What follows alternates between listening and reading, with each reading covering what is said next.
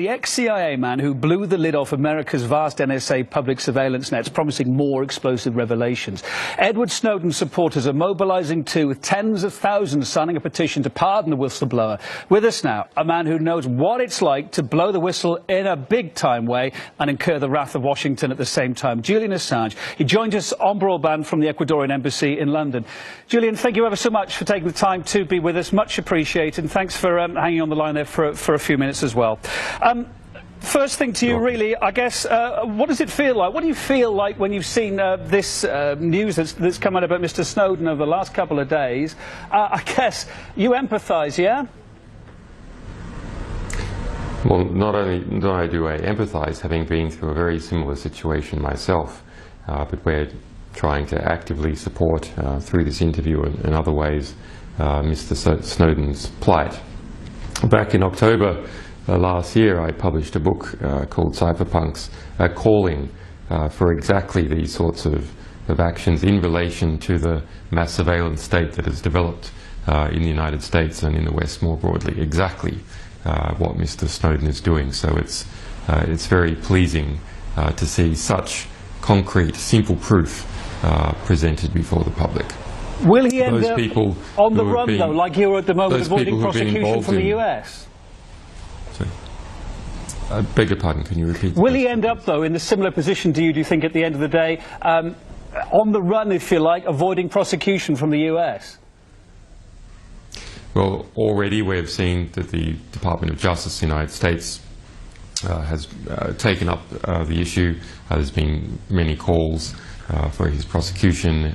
His family has been raided in Honolulu by police already. So, yes, he will be subject to prosecution by the United States for years. I am certain of that. You've claimed to be in contact with Snowden lately. Can you tell us how recently that was, and can you tell us anything more about what he had to say to you? Well, we never discuss sourcing issues. What we said is that we were in contact with Snowden's people in relation to the various support and advice we can give him. You mentioned just now, and we've been reporting all day, that Washington is preparing to take action against Snowden. How do you justify, therefore, working with a fugitive, talking to a fugitive? Well, I mean, Snowden's position is very, very interesting in Hong Kong. Right now, this week, we have a meeting between the Chinese President and President Obama in California discussing cyber war, amongst other matters. Now, while you would think at a naive level that would increase the Chinese support for Mr. Snowden in Hong Kong, and it may do under the surface, it is the nature of the Chinese in their geopolitics to not really make showy maneuvers and, in fact, to try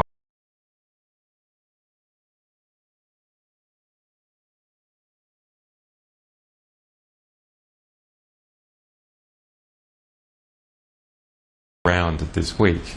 The Chinese will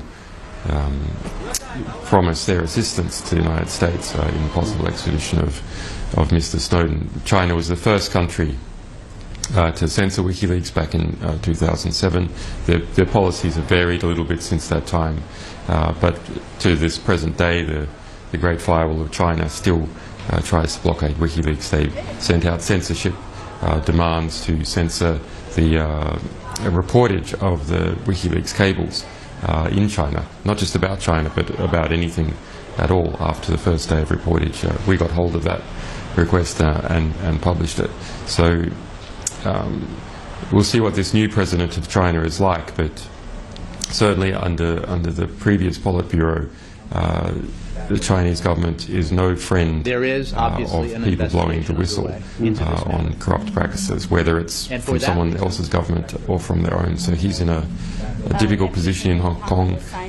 Perhaps he has a plan that we don't know about. I do hope so. We heard a line today from Dmitry Peskov, President Putin's press secretary, that if Mr. Snowden wanted it, Russia may consider giving him shelter here. Do you think he'd ask for it? I think he would be well advised to consider that offer. He would be advised to try and find a similar offer in South America. These are countries that, for South America, it's quite clear where they're ideologically aligned. They've had extensive experience with the United States and